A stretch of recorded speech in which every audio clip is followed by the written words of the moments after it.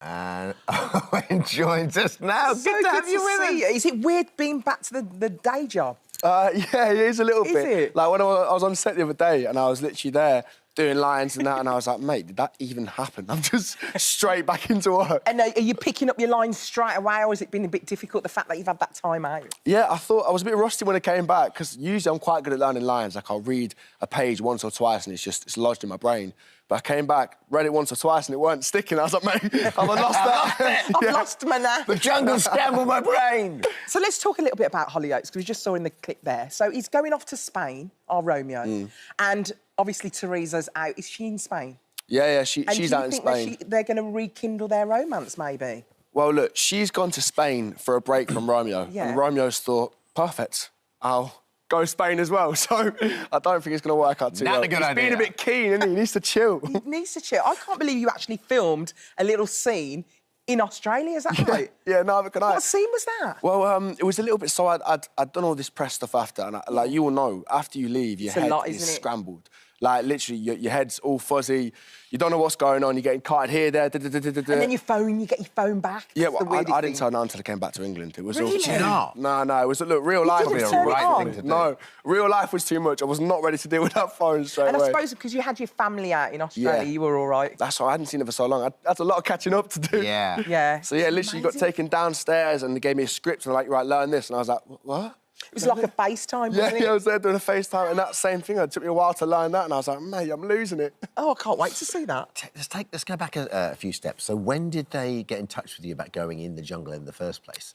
So first of all, it came through to my agent. They just asked for my availability. And I always said, like, I don't know about reality TV because I say some stupid things. And I was like, if you just make a compilation of the stupid things I say, I couldn't make me look a bit... Like, it feels like I'm a celeb sort of gone beyond reality, though. It's just like, it's almost like just a picture in the calendar. They hardly show anything, honestly. They don't show most of the stuff that you do. Yeah, you're there exactly. 24 hours and they're literally doing an hour show, so they can't show everything. So did you just, you know, it took a while for them to coax you, or did you just think about it a bit? No, I sent the email into my family group chat and then my mum and dad were just buzzing. They were like, go for it. Really? That's so great. My mate was like, yeah, you've got to do it. And I just thought about it and I thought, the experience is just something you can't recreate. It's going to... people who have done it before say it changes your life. So I was like, I'm up for my life being changed. Yeah. Oh, it really was changed, was it? And you were starving the whole time. Yeah. It was all about food for you. Are you a big eater then? Tell me about your diet. I don't know why. When I was going in, I don't know why I didn't think about food at all. I was literally just prepping myself for the snakes, the critters, all that, and I was like,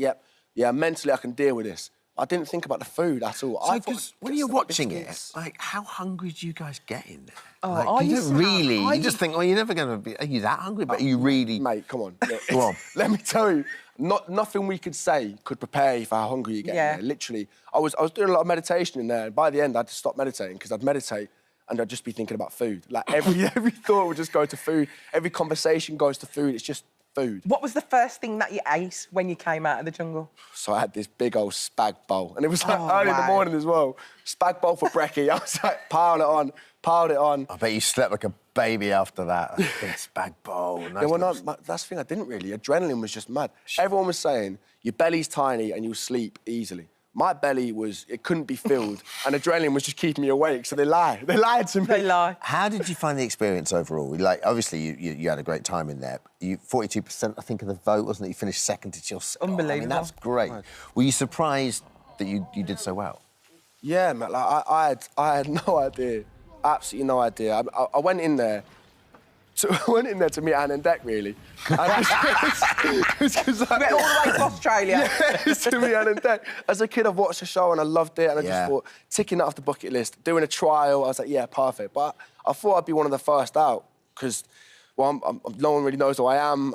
We do now. Yeah, well, I just thought... Well, the Hollyoaks fans do, but you're right, there's some, like, proper, like, you know, everyone knows who George is, you know? So it's not about that, it's about the all personality, and it really shone through. It was so lovely. You're the only person I've ever seen do the eating trial and not be bothered. He didn't gag. He was just so happy. He was putting anything in there. Enjoying the food, weren't you? It'd still be out there if you had to. Did you... I mean, what everyone was saying back here, like, every time we'd have a meeting about it, talking about it, everyone said the same thing, which was they all seemed like just such a nice bunch this year. And actually, it was like nice to watch a nice bunch. You know, how did you find it? I absolutely loved it.